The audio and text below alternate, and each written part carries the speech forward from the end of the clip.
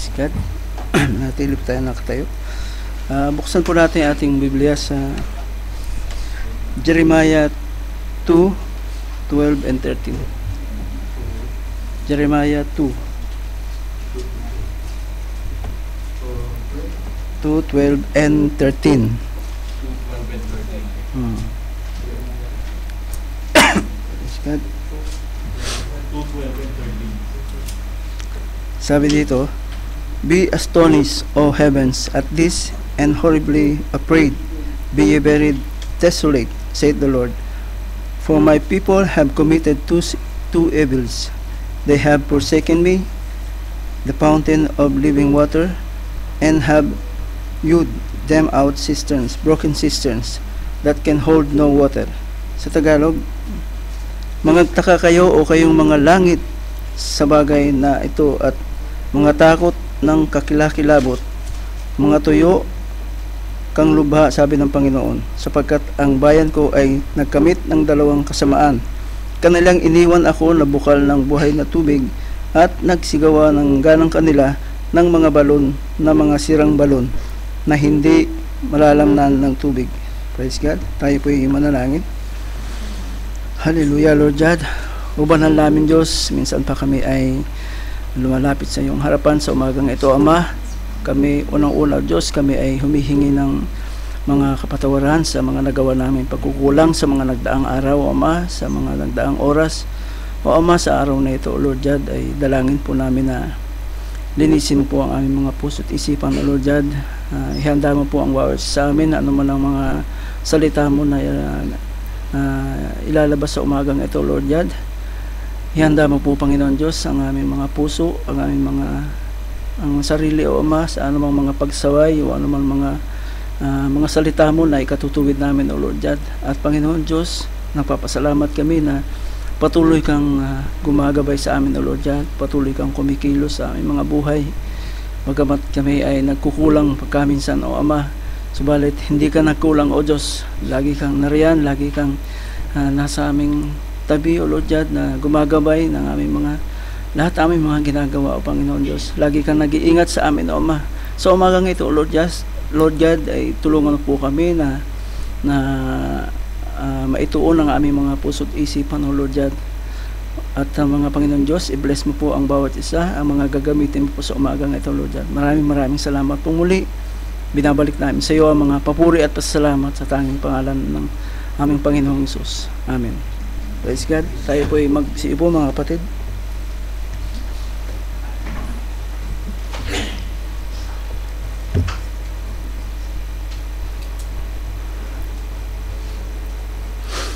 Praise God. Doon sa ating binasa na ito ay patungkol sa yung mensahe nga palang ito ay galing sa mensahe ng ating kapatid na broken cistern.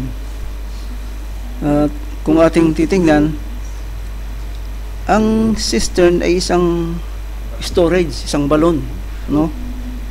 Isang balon siya na maaaring ginawa ng tao kasi maaari ding isang banga, basta ito ay isang storage na pwedeng gawing lagyan ng tubig o maging storage ng tubig. Pwede rin natin itong itipo sa human heart o sa mga churches, mga denomination. Pero mamaya talakayin natin kung anong mga ibig sabihin nito. Yung salitang yun, parang mahirap bigkasin eh. Yun, di ba? Yun, or ito ay ang kahulugan nito ay to cut, strike, or possibly with an axe. Parang huhulmahin mo siya, no? Parang naghuhulma ka ng isang bagay, o gumagawa ka ng balon, o pumuputol ka ng isang bagay na gamit ang axe. Yun yung ibig sabihin niya.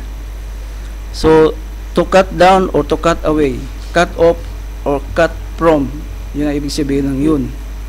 Kasi doon sa New Testament, may sinasabi ang New Testament sa Lucas 3:9, sabi niya, "And now also the axe is laid unto the root of the trees." No, yung isang axe daw nandun na sa ugat ng isang puno. "Every tree therefore which bringeth not fruit o good fruit is hewn down and cast into the fire. So yung mga, sabi nito, yung mga puno raw na hindi namumunga ay pinuputol. Puputulin at itatapon sa fire, no, itatapon sa apoy. So nakahanda na yung axe, nakahanda na yung palakol para doon sa mga puno na hindi nagbubunga para putulin. So yun ang ibig sabihin ng Luke 3:9. So sa binasa natin, makikita natin na ang Israel ay inaccuse sila with two sins. Yung una, they had torn from Him. Humiwalay sila, no? They had torn from the fountain of life. Iniwanan nila ang Diyos at yung fountain of life. And yung pangalawa, they had hewn themselves cistern. Parang gumawa sila ng isang cistern, gumawa sila ng isang balon, no? Para doon sila kumuha maaari ng tubig. Kasi normally, during the time of Jeremiah, sa unang testament, the Bible, when yung balon pala ay importante sa kanila. Kasi doon sa lugar na yun, mahaba yung tag-init. So wala sila ibang source ng tubig kundi maghukay, gumawa ng balon. Kaya importante yung balon sa kanila, no? Pagka daw mayroong balon yung isang tribo, mayaman silang tingnan.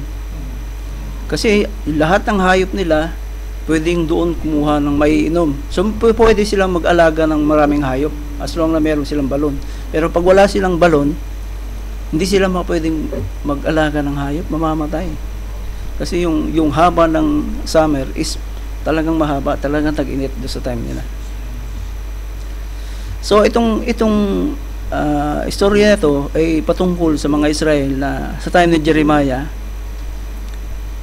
Doon sa time na yun, 60 years silang walang Messiah. After na mamatay si Isaiah, wala silang prophet pala. After na mamatay si Isaiah, 60 years, wala silang propeta.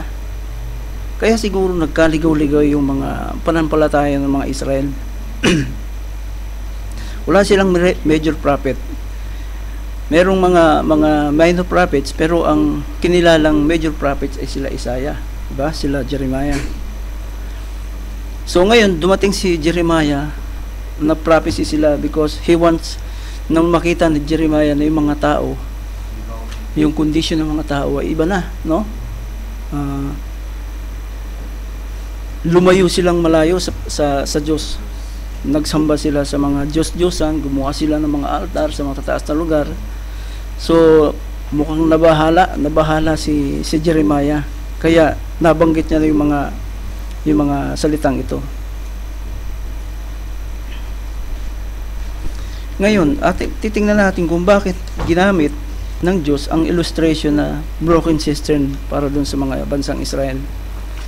Alam natin na ang illustration ito ay para i-point out lang yung extreme foolishness ng bansang Israel. Itong mensahe na ito ay hindi lang isang illustration kundi or hindi lang sermon pillar para lang panakip lang doon sa ginawa nila, kundi ang Diyos mismo ang nagsalita nito kay Jeremiah. Kung ating babasahin sa Jeremiah 2:1, sabi nito, "Moreover, the word of the Lord came to me." Sino to? Si Jeremiah nagsasabi nito, saying, "Go and cry in the ears of Jerusalem." So sinabihan ng Diyos si Jeremiah na pumaroon ka sa aking bayan at sabihin mo to sa kanila. "Thus saith the Lord, I remember thee, the wickedness, the kindness of thy youth, the love of thine espousals, when thou wentest after me in the wilderness, in the land that was not sown." Siguro maganda basahin natin sa Tagalog.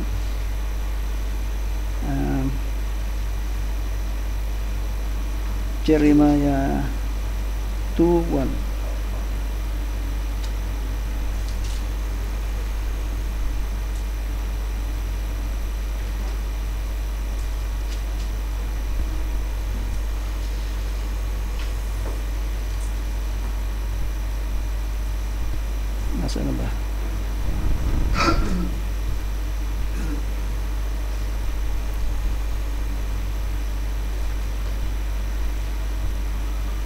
Yan. Sabi niya sa Jeremiah 2:2, ikaw ay yumaon at humiyaw sa mga pakinig ng Jerusalem na iyong sabihin, ganito ang sabi ng Panginoon, inaalala ko sa ikabubuti mo ang kagandahang loob ng iyong kabataan, ang pag-ibig sa iyong mga pag-aasawa, kung paano ikaw ay sumunod sa akin sa ilang sa lupain na hindi hinasikan. Ang Israel ay kabanalan ng Panginoon, ang mga pangunang bunga ng kanyang halaman. Lahat ng nagsisisakmal sa kanya ay aaring salarin. Kasamaan ay darating sa kanila, sabi ng Panginoon. So merong mga sinabi ang Diyos patungkol sa Israel sa pamamagitan ni Jeremias. No? Inyong dinggin ang salita ng Panginoon, sabi ni Jeremias. At kung ating tutuloy pa, nag-question pa ang Diyos sa kanila. Sabi ng Diyos, ganito ang sabi ng Panginoon, anong kalikuan ang nasumpungan ng inyong mga magulang sa akin? Parang nagtatanong ang Diyos, no, ano bang kasalanan o ano bang nakita ng inyong mga magulang sa akin na masama? Bakit kayo humiwalay? Parang ganun yung ibig sabihin. Na sila'y nagsilayo sa akin at nagsisunod sa walang kabuluhan at naging walang kabuluhan. So parang inanong sila ng Diyos sa pamamagitan ni Jeremias na ano bang nakita ng iyong mga magulang sa akin? Bakit sila ay humiwalay sa akin? Ganun ba yun, di ba? So itong message nito, yung broken cistern, is a rebuke to the people who were no longer committed to their God. So hindi lang ito para sa kanila, kundi para din sa atin sa panahon natin. Kasi yung pagsuway ng Israel noon ay ganoon din ang nangyayari sa atin sa mga panahon natin ngayon.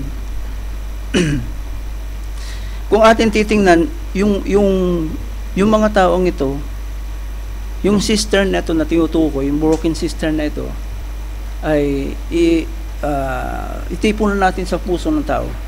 Itong mga broken cistern na to, hindi ito buo nung sila'y pumasok, no, doon sa lugar na pinangako sa kanila, kundi basag na ito nung may lamat nito, or basag na ito nung bago sila pumasok. Kasi yung mga magulang nila along the way dun sa wilderness, galing sila ng Egypto, marami nang sumaway, no? So itong mga anak-anak, nakuha din nila yung mga ugali ng kanilang magulang. Do, ibig sabihin, meron na rin silang, may leak na rin yung kanilang puso, may mga leak na rin yung kanilang puso. Yung broken cistern, meron na rin sila. Habang kasi sila naglalakbay, sabi ng 2 Kings, bago dito sa Jeremiah, makikita natin sa 2 Kings 17:7. Bago pumasok ang aklat ng Jeremiah, makikita natin na ang mga Israel ay dumaan sa mga bansa.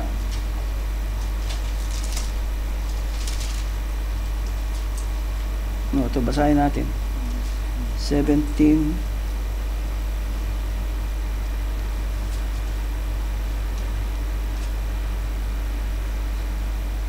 Ito, 17:7. At nagkagayon sapagkat ang mga anak ni Israel ay nangagkasala laban sa Panginoong nilang Diyos, na siyang nag-ahon sa kanila mula sa lupain ng Ehipto, mula sa kamay ni Parao na hari ng Ehipto, at sila'y natakot sa ibang mga Diyos. Natakot sila doon sa ibang mga Diyos, yung mga karatig lugar na kanilang dinaanan, no? At lumakad sa mga palatuntunan ng mga bansa. Ano ibig sabihin nito? Sumunod sila kung ano yung palatuntunan ng iba't ibang bansa na dinadaanan nila, no? Na pinalayas ng Panginoon, itong mga ito ay pinalayas ng Panginoon sa harap ng mga anak ni Israel at ng mga hari ng Israel na kanilang ginawa. At ang mga anak ni Israel ay nagsigawa ng mga lihim na gumawa sila ng mga lihim na bagay na hindi matuwid sa Panginoon nilang Diyos. So along the way, meron na silang ginagawa, no? At sila ay nagsipag tayo sa kanila ng mga matataas na dako sa lahat nilang bayan, mula sa muog ng mga bantay hanggang sa bayang nakukutaan. So meron na silang ginawa bago pa man mangyari dito sa aklat ng Jeremiah. Nakitaan na sila na meron silang ginagawang lihim, na hindi kalulugan ng Diyos.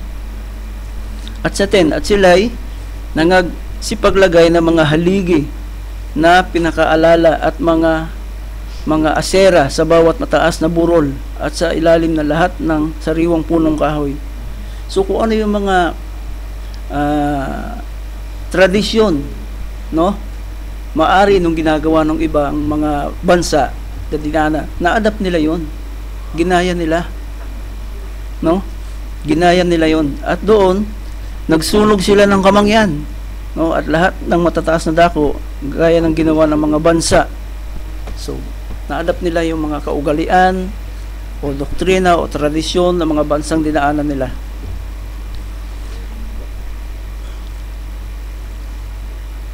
Anong nangyari? Anong sabi? At nagsigawa ng masasamang bagay upang mungkahiin ang Panginoon sa galit. So doon yun yung dahilan kaya nagalit ang Diyos sa kanila. At sila'y sa 17:12, at sila'y nagsipaglingkod sa mga Diyos-Diyosan na siyang sa kanila ay sinabi ng Panginoon, huwag niyong gagawin ang bagay na ito. Meron ng paalala sa kanila na huwag gagawin. Pero nung ginawa nila, ginawa pa rin nila. So 13, gayon may tumutulong ang Panginoon sa Israel at sa Juda sa pamamagitan ng bawat propeta at ng bawat tagakita. So every time na may lumitaw na propeta, nandoon ang Diyos nagpapaalala. Ginagamit niya yung propeta para paalalahanan yung bansang Israel. So ganun din ginamit si Jeremiah. Kaya pagdating doon sa 2:1, sabi niya sa 2:1, moreover the word of the Lord came to me, saying, diba? So nagsalita ang Diyos sa pamamagitan ni Jeremiah upang muli palalahanan ang bansang Israel. Pero makikita natin mga kapatid, kaya sinabing broken cistern, kasi ito yung ginawa ng mga Israel. 2 Kings 17:14. Gayon may hindi nila dininig, kundi kanilang pinatigas ang kanilang ulo, na gaya ng ulo ng kanilang mga magulang. See? Ito sila yung mga anak ng mga magulang na inilabas sa bansang Ehipto na hindi nagsisampalataya sa Panginoon nilang Diyos. Kanilang itinakwil ang kanilang mga palatuntunan at ang kanilang tipan na kanyang itinipan sa kanilang mga magulang. So nagrebelde itong mga ito. Kaya yung sumbat ng Diyos sa kanila, ano ba yung mga bagay na nasumpungan sa akin ng inyong mga magulang? Sinumbatan sila eh. May ginawa bang kasamaan ng kanilang magulang?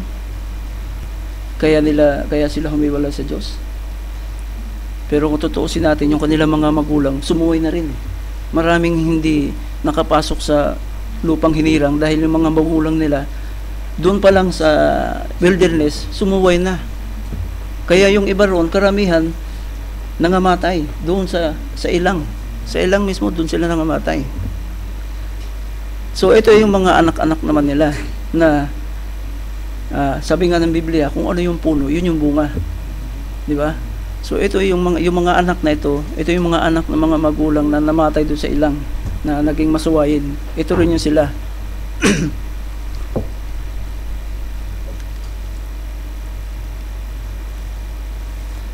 Sabi pa nga, at kanilang iniwan ang lahat ng utos ng Panginoon nilang Diyos. So gumawa sila ng mga larawang binuo sa makatuwid bagay ang 2 guya. So gumawa sila ng mga molten images, ng mga dibulto.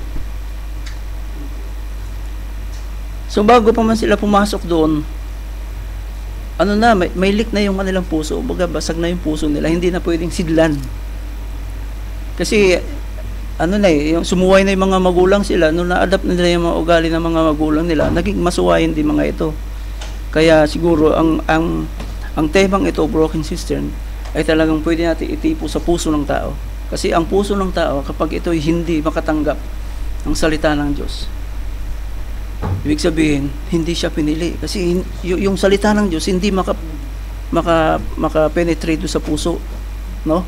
Parang isang balon na basag na leak, may leak. O di kaya isang balon na stagnant lang yung tubig, di ba?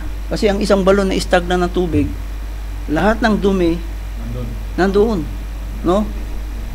Basta pupunta lang yan doon, pupunta lahat ng mga dumi, alikabok, o mga ano dyan, pupunta lang doon sa balon. Hindi siya nakakaagas, hindi katulad ng spring na, nakita na ba kayo ng spring na yung tubig galing doon sa bundok, tapos bababa doon sa parang bukal lang siya, pero yung tubig tuloy-tuloy, di ba, umaagos hanggang doon sa ilog.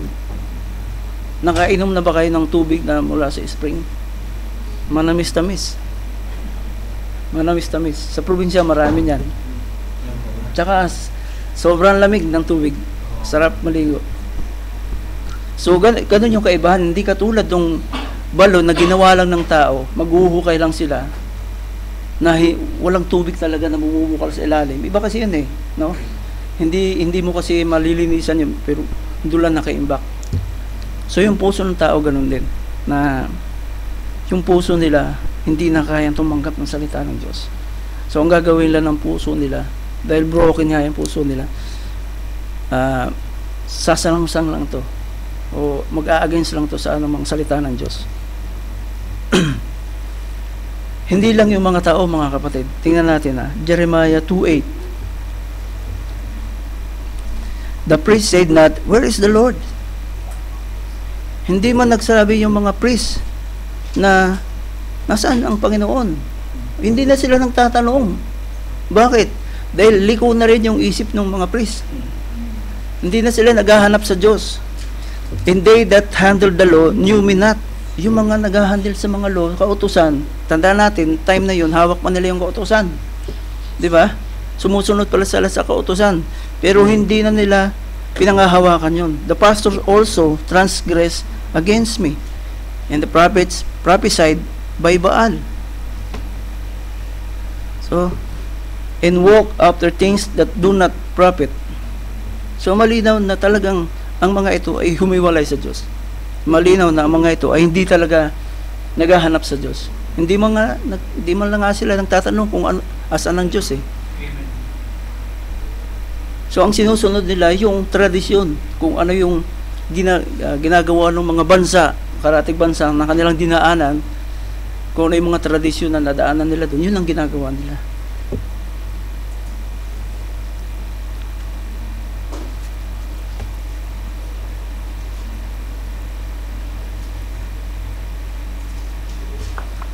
These pagan nations were loyal to their gods.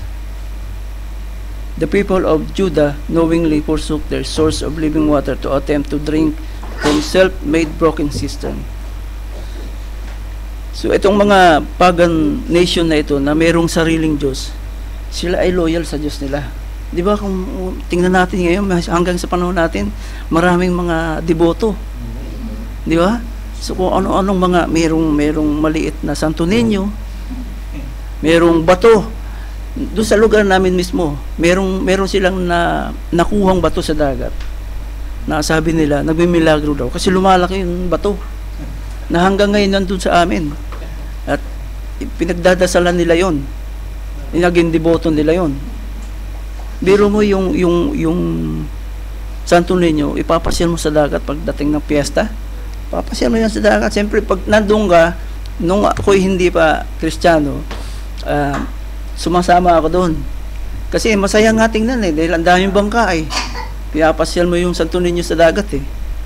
Ikot kami ganyan na malayo, tapos ang daming bangka. So, ang saya tingnan. No? Nung time na yun, wala kang alam sa salita ng Diyos. Ang feeling mo, talang tuwang-tuwa ka. Excited ka na makasama ka doon sa mga ganong gawain. Pero ngayon, iba na. No? Masasabi mo na walang halaga, walang kabuluhan. Walang kabuluhan yung ginawa natin noon. So masasabi mo na katulad ng mga ito, yung mga taong ito, ang ginawa nila ay mga walang kabuluhan at napunta sa walang kabuluhan. Sabi ng Biblia. So, mga kapatid, sabi na niya, ipinagpalit baga ng isang bansa ang kanilang mga Diyos? na hindi mga Diyos? Ngunit ipinagpalit ng aking bayan ang kanilang kaluwalhatian sa hindi pakikinabangan. So, ang daming mga sumbat ng Diyos para sa bansang Israel.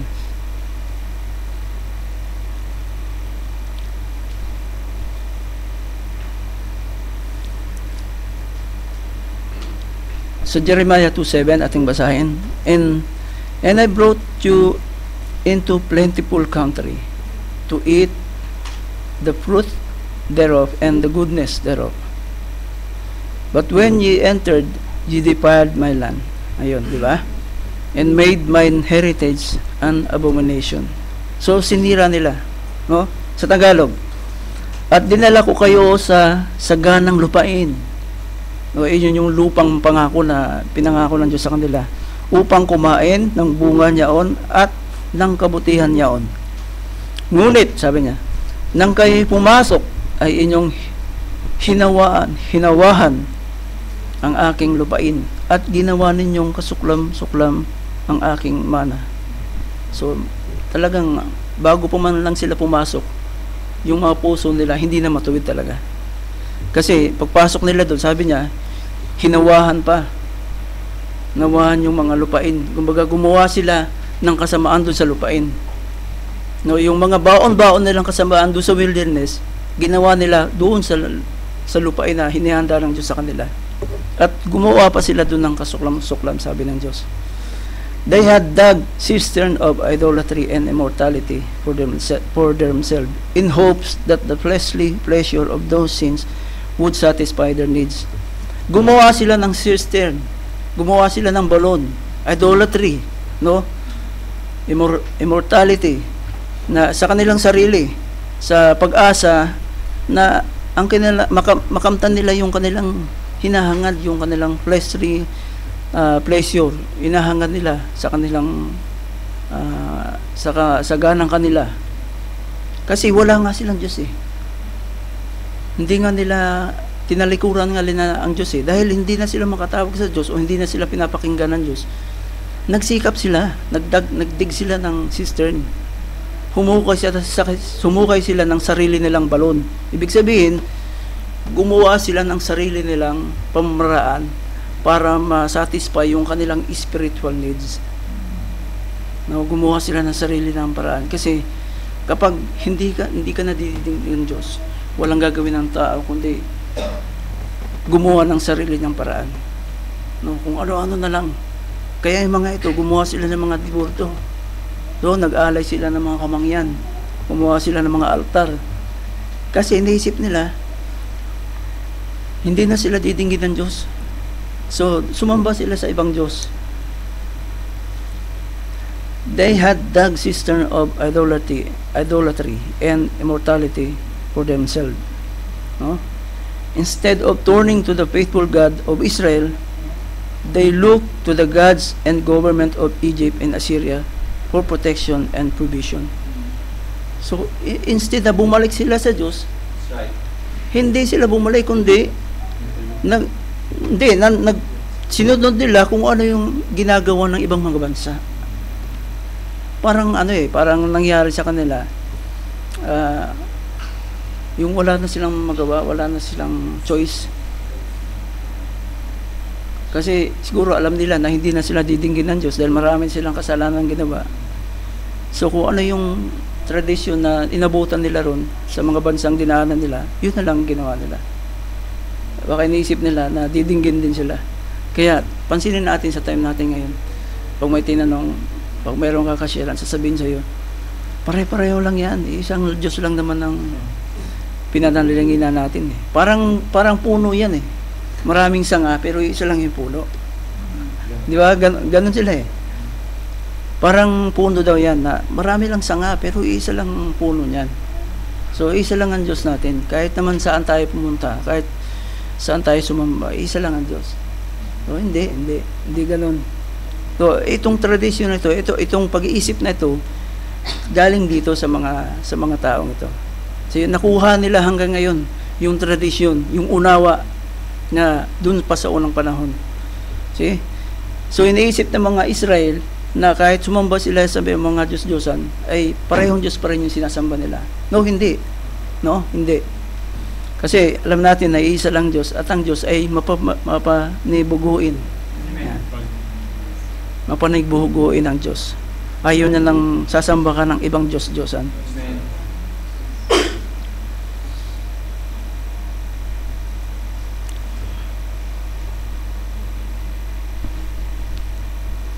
Sabi pa nga ng Jeremiah 2:18, ito At ngayon, anong ipakikialam mo sa daan na patungo sa Egypto upang uminom ng tubig sa Sikor?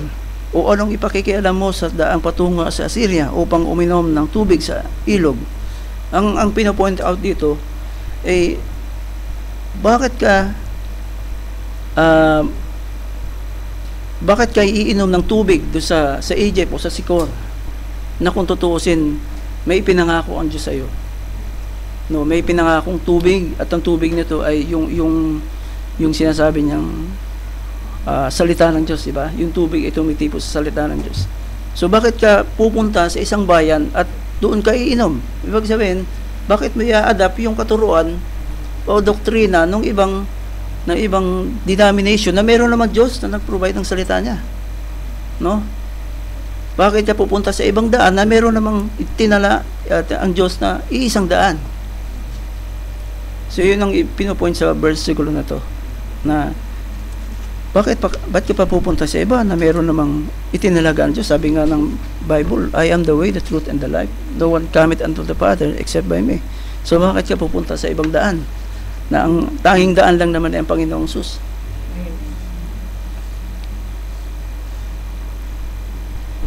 Kaya nga, dahil sa ginawa ng Israel na ito, sabi ng verse 19, o 2:19, sabi niya, sasawayin ka ng iyong sariling kasamaan at sasawayin ka ng iyong mga pagtaligod. Talastasin mo mga at ang iyong tingnan ang masamang bagay at kapanglawan o kapanglaw-panglaw na iyong pinabayaan ng Panginoon mong Diyos, at ang takot sa akin ay wala sa iyo, sabi ng Panginoon ng mga hukbo. So, ganun nangyari, no? Sasawayin ka ng iyong sariling kasamaan. So, lahat ng mga gagawin natin ay pagsusulit natin sa Diyos. So, bawat isa, kung ano man ang ginawa nila, ay magsusulit sila pagdating ng panahon.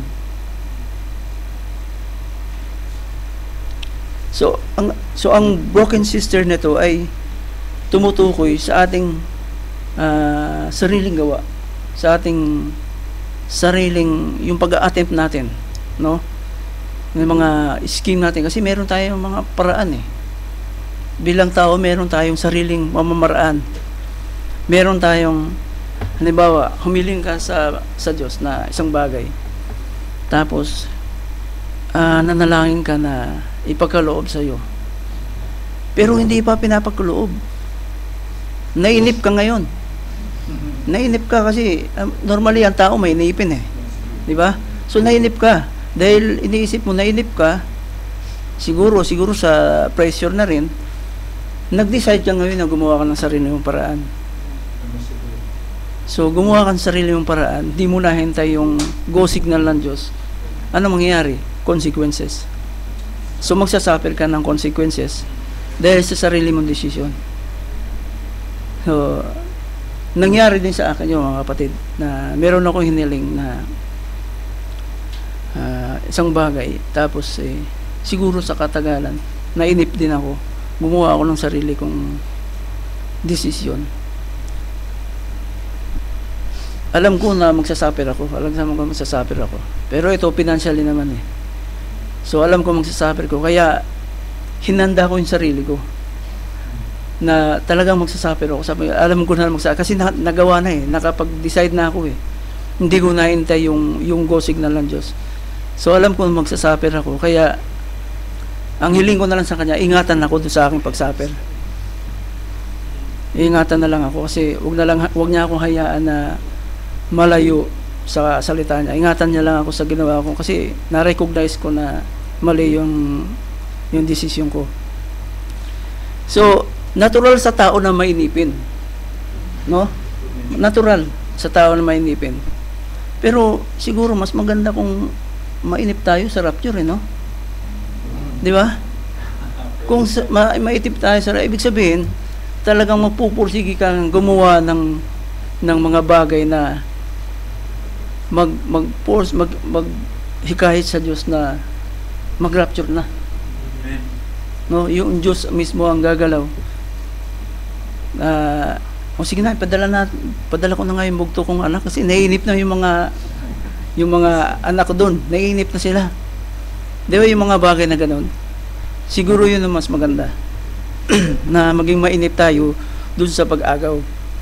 Hindi doon sa mga bagay dito sa mundo. Kasi gano'n talaga yung weakness ng isang tao.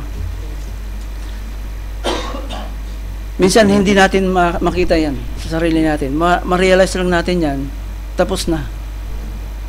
No? Pero maganda yung ma-realize mo na nagkamali ka. Kaysa naman, go ka ng go. No? Wala ka ng pakundangan katulad ng mga ito. Hindi na sila tumatawag, hindi na sila naghahanap kung nasaan ang Diyos. Yung mga saserdote, yung mga pastor, hindi na sila nagtatanong kung nasaan ang Diyos. Kumbaga, hindi na sila dumadalangin siguro, hindi na sila, di ba? So, wag namang mangyari sa atin na ganun din ganun na mangyari sa atin katulad na nangyari sa yung mga saserdote na yun. So, every time we make our own moves that lead us away from God, we're actually breaking the cistern. Na huwag sana mangyari sa atin. Maging aral nawa sa atin yung nangyari sa Israel na ang broken cistern ay hindi dapat mapasa atin. No?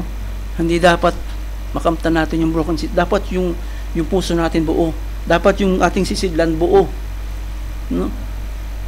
Kasi kapag buo yan, siyempre yung pagbuhos ng biyaya ng Diyos, dire-diretso yan. Pero kapag leak yung banga mo, yung iyong banga, sa amin kasi tawag niyang banga, yung baka ng tubig, pag leak yan, sayang yung blessing. Di ba? Sayang yung blessing. Dapat i-absorb mo na i-absorb. At ang bawat kukuha lang yan, yun lang dapat dapat na makatanggap ng mga biyayang yon. Nakainom na ba kayo ng tubig na galing sa banga? Yung dating banga na ganyang kalalaki. Kasi mga sinauna pa, tapayan ang tawag niyan, di ba? Ang lamig ng tubig diyan. No? Ang lamig ng tubig diyan. Kahit tag-init, malamig yung tubig diyan.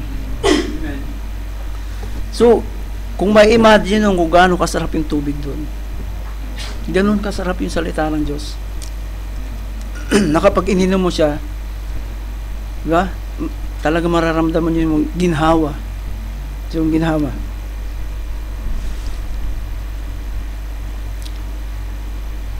Sabi nga ng New Testament, sabi ng Isaiah, everyone that thirsteth, come ye to the waters, and that hath no money, come ye, buy and eat. Yea, come buy wine and milk without money and without price. So lahat ng mga nauuhaw daw ay magsiparito kayo sa tubig at siyang walang salapi, walang bayad. No? Magsiparito kayo'y magsibili at magsikain. Kung pinabibili tayo pero walang bayad. Kayo'y magsiparito, kayo'y magsibili ng alak at gatas na walang salapi o walang bayad. So ano ibig sabihin ito? Ano ibabayad natin kung pinabibili tayo na walang salapi? Yung buhay natin. Yung buhay natin ang bilang bayaran. Kasi ang kaligtasan, hindi kayang bayaran ng salapi. Anong pwede mo ibayad? Yung sarili mo. No? Kailangan maialay mo yung sarili mo, buong sarili mo sa Diyos. Yun ang pambayad natin. No?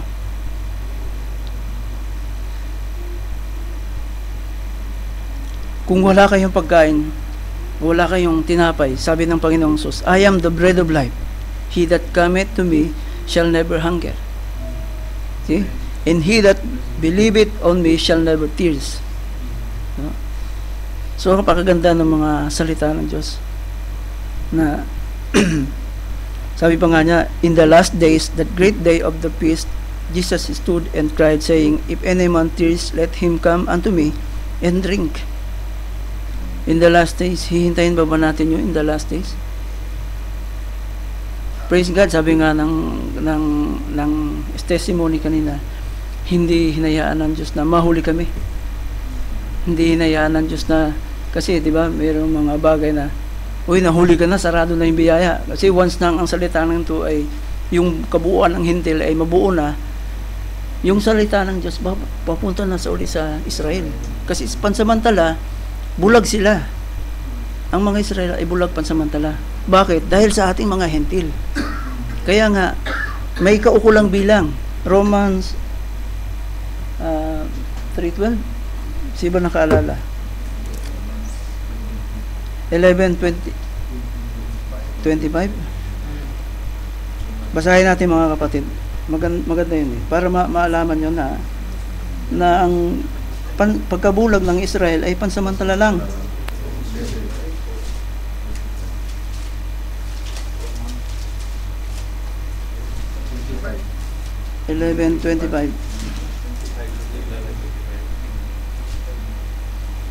Ba? Romans 11 ba? 11:25. Bakit hanggang 20 lang sa akin?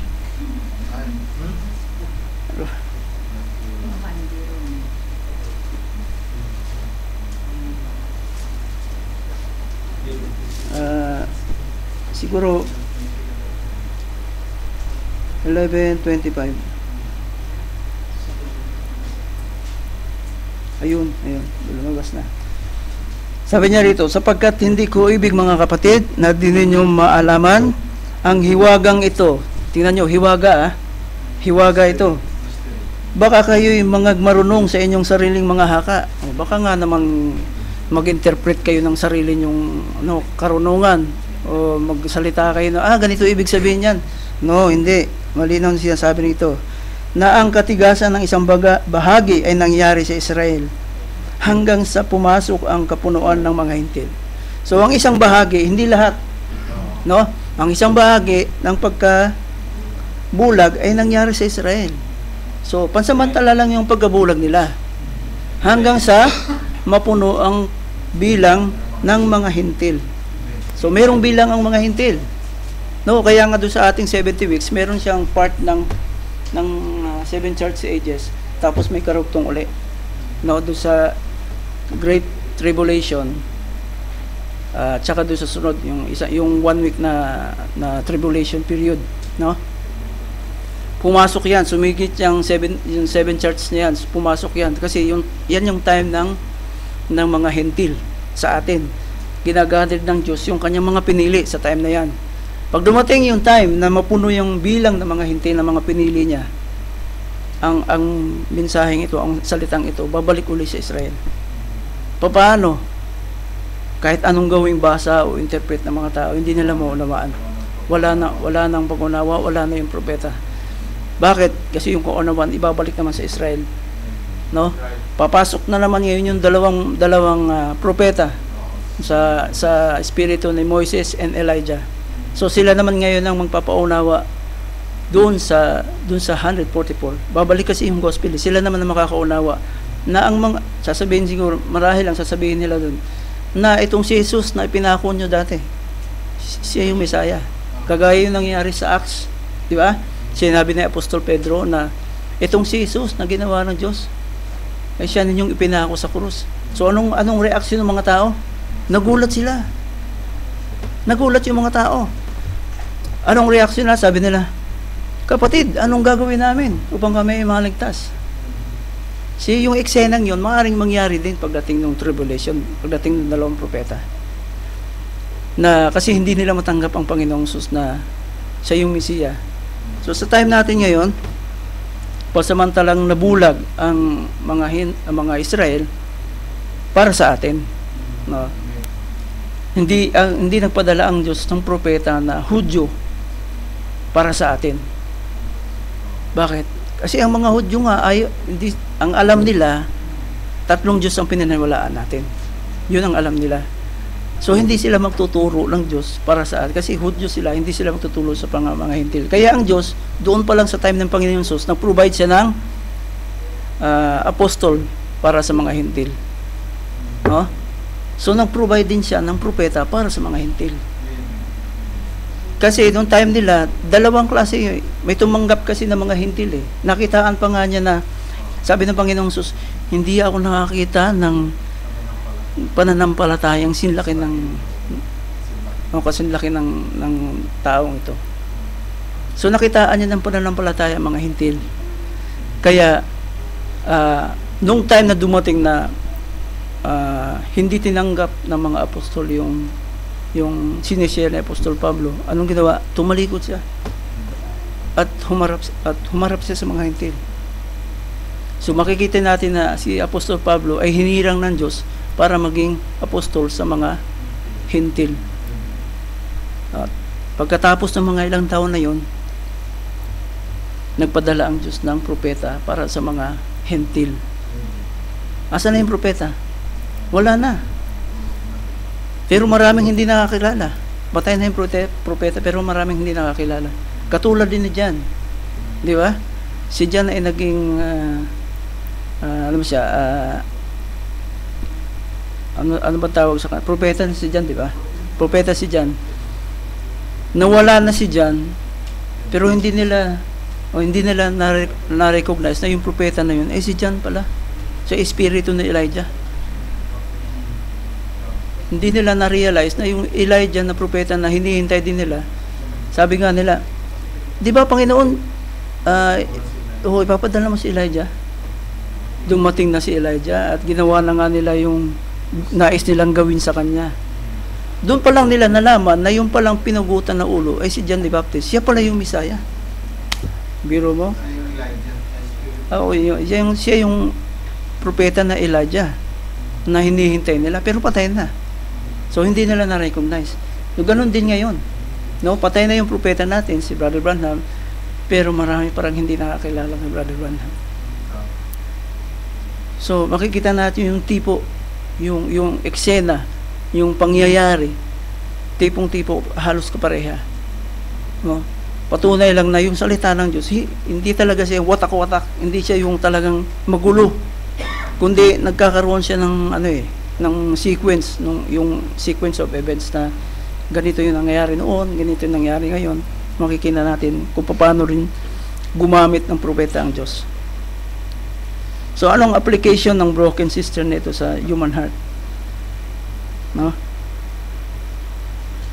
Maitutulad din natin yung broken cistern nito sa mga denomination. Bakit kaya? Yung broken cistern kasi, kahit na pagkabasag na yung banga, alimbawa, yung banga broken, ay yung cistern, kapag basag na siya, hindi mo na siya magagamit, di ba? Kahit linisin mo pa siya, hugasan mo pa siya, hindi mo siya magagamit. Hindi mo siya magagamit. At kung sabi niya, ang iglesia ay manghawakan sa mga tradisyon, dogma o maling kaunawaan patungkol sa kaligtasan, magiging useless yung ating panambahan kapag ganun. Kasi organization eh. Siguro, nung time na nandun tayo, hindi natin realize na walang kabuluhan yung ginagawa natin. Ang kinaisip natin, tama tayo. Nandun tayo sa tama. No, kasi naalala ko rin nung ako'y nandoon, ang iniisip ko rin tama ako eh. Miski nung nandun ako sa Fundamental Baptist, doon sa Fundamental Baptist, tahimik. Hindi ka makakarinig ng may bass doon, bass guitar, drums, gitara lang talaga, o di kaya organ. Ay hindi nga organ eh, yung piano talaga na walang, hindi katulad yan na mayroong mga drums, may mga ibang tunog. Yung piano lang talaga, isang tunog lang. Yun lang ang maririnig ng bunon, tapos solemn yung kanta. Walang praise song doon, wala. Puro worship lang. So tahimik kayo. Kapag mayroong kaming bisita na nagagalak doon sa mensahe at hallelujah, praise the Lord, gumaganon. Magtitingin na kayo lahat. Titingnan namin yung bisita. Sino ba yun? Ba't naiba yata? So akala ko noon, pag nakakarinig kami ng mga Christomlin na mga kanta, mga gospel song, ang reaction namin, ginawa na nilang makamundo yung pagsamba sa Diyos, ginawa nila makamundo. So, gano'n na gano'n yung pag-iisip namin. Pero ang akala ko noon, tama na. Kasi talagang yung, parang umaga sa iglesia, talagang halos lahat nakaputi, di ba? So, para iniisip mo, tama na. Pero, nung nandito na, sabi ko, naku, ibang-iba. Kung ating pagtutuunan talaga ng pansin, malayong malayo sa kaunawaan, di ba? Sa salita ng Diyos. Yun ang pinakauna. Tsaka yung pamumuhay ng bawat isa. No? Sa kaunawaan, yun ang pinaka-importante. Yung maunawaan mo yung nag-iisang Diyos, yung maunawaan mo yung Godhead, importante talaga yun. Kasi hindi mo ma-recognize yung ibang mga lihim ng Diyos kung hindi mo maunawaan ng Godhead. Bakit? Kasi walang nakakaalam sa Ama, kundi yung anak. Walang nakakaalam sa anak, kundi yung Ama. Vice versa. Sabi niya, at yung nais o ibig pagpahayagan ng anak. Sino yung ibig ng anak na pagpahayagan niya? Denomination? Yung ba yung ibig ng anak na gusto niyang pagpahayagan? Hindi Siyempre kung sinong nag-recognize sa Ama at saka yung anak, yun ang naiibigin ng anak magpapahayagan. Di ba? Yun. Alangan namang pagpahayagan mo yung isang tao na iba naman pala unawa niya, ay, hindi ka sa amin, hindi mo maunawaan yung kadyusan. Siyempre, kung sino yung tumanggap sa Ama at sa anak, yun ang pagpapahayagan ng anak. Di ba? So, kapag naunawaan mo yung Godhead pala, marami ka nang malalaman madali na para sa iyo maunawaan yung ibang mga lihim. Bakit? Kasi dala-dalawa na sila magpapahayag sa iyo. No, ang banal na espiritu papaalala sa iyo ng Panginoong Diyos. Ganito yung sinabi ko noon, ako'y nabubuhay pa. Tapos ang banal na espiritu naman, ang siya magbibindicate ng mga salitang iyon. So, so napakaganda mga kapatid. Kaya sabi nga ng 1 Corinthians 3:12, datapwat kung ang sino may magtatayo sa ibabaw ng mga pinagsaligang ito na ginto, pilak, mga mahalagang bato, kayo'y o kahoy, tuyong dayami, ang gawa ng bawat isa ay mahahayag sapagkat ang araw ang magsasaysay sapagkat sa pamamagitan ng apoy inihahayag at ang apoy rin ang susubok sa gawa ng bawat isa kung ano yaon. Bago ito mga kapatid, nais kong basahin sa inyo yung 1 Corinthians 3:10. Sabi niya, ayon sa biyaya ng Diyos na binigay sa akin, si Apostol Pablo nang sasalita nito, na tulad ng matalinong tagapagtayo ay nilagay ko ang pinagsasaligan at iba ang nagtayo sa ibabaw nito. Ngunit ingatan ng bawat tao kung paano ang pagtatayo niya sa ibabaw nito. Pasinin natin yung mga talata. Sabi niya na si Apostol Pablo, siya ay inentulad niya yung kanyang sarili na matalinong tagapagtayo at inalagay ko ang pinagsasaligan at ang iba ang nagtatayo sa ibabaw nito. Sabi niya, meron siyang itinayo na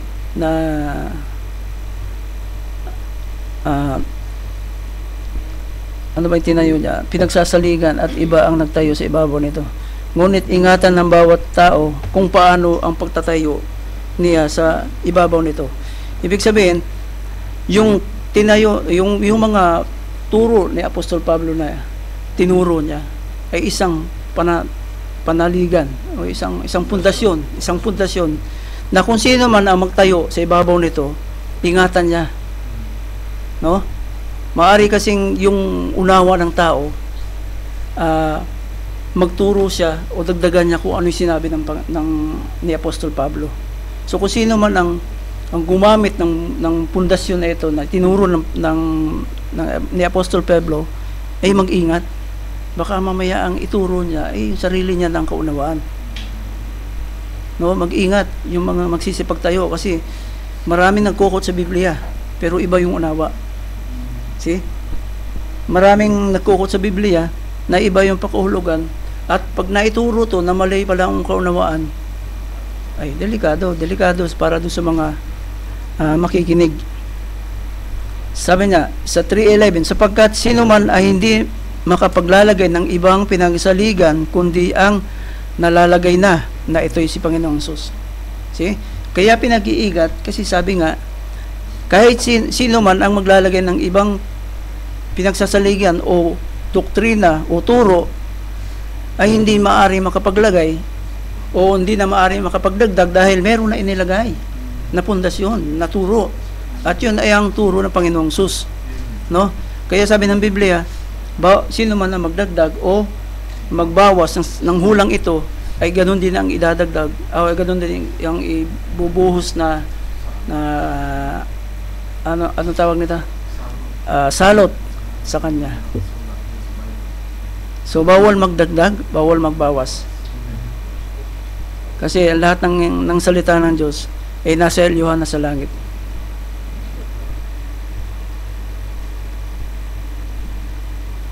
Kaya nga pinag-iingat, sabi niya.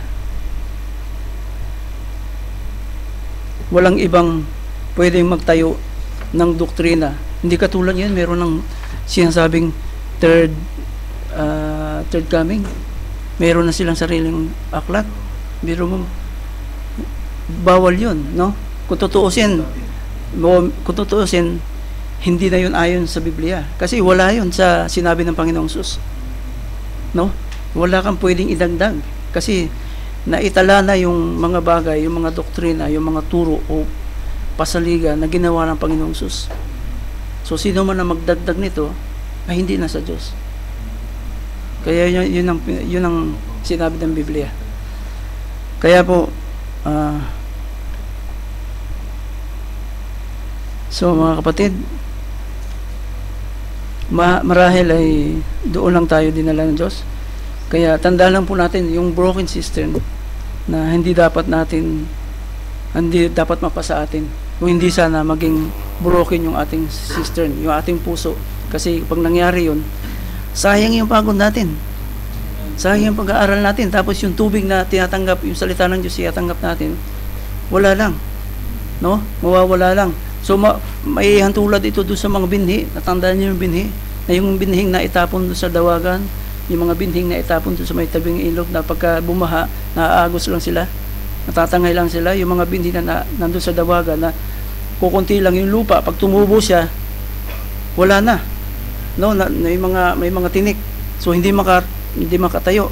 Yung mga binhi naman na nandun sa natapon sa mga batuhan dahil kukunti lang lupa, pagdating ng tag-araw, mamamatay na sila, matutuyo. So ganun itinipo yung broken system. Huwag tayong matulad nun. Yung puso natin dapat intact yung puso natin para every time na tumanggap tayo ng salita ng Diyos, buong-buo na tayo matanggap. Praise God. Tayo po magsitayo mga kapatid. Ang bilis ng oras. Manalangin po tayo. O Panginoon Diyos, kami ay nagpapasalamat sa umaga ito, Ama. Maraming salamat sa iyong mga salita, Lord God, na Panginoon Diyos, ikaw ang nanguna sa amin, O Ama, anuman ang mga salitang nabitawan na hindi na ayon sa iyo, Lord God. Ay Panginoon Diyos, humingi po ng kapatawaran ng iyong lingkod, O Ama. Patuloy pong humingi ng kagalingan, O Ama. Kalakasan ng Espiritu o Diyos. Tulungan po, Panginoon Diyos, na